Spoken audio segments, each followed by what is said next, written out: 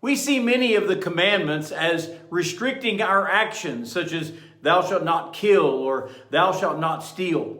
But the 10th commandment is actually a restriction on our thoughts, on our passions, our desires.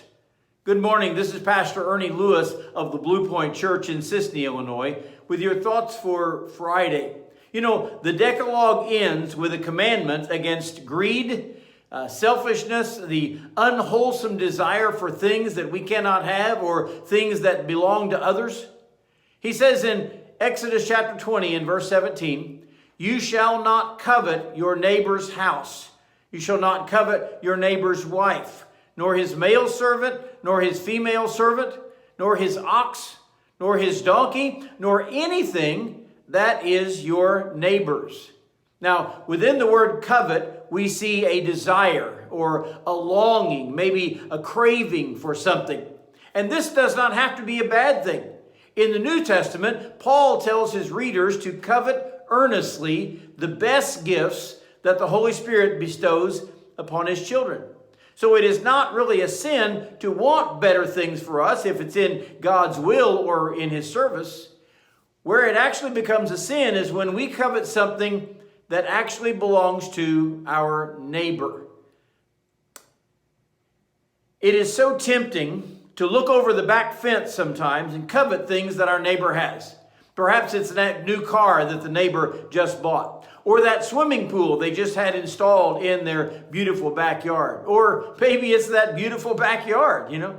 He also lists that we should not covet our neighbor's wife. We're reminded of the story of King David, who saw Bathsheba bathing on her rooftop, and apparently he lingered too long with his gaze and even with his desires.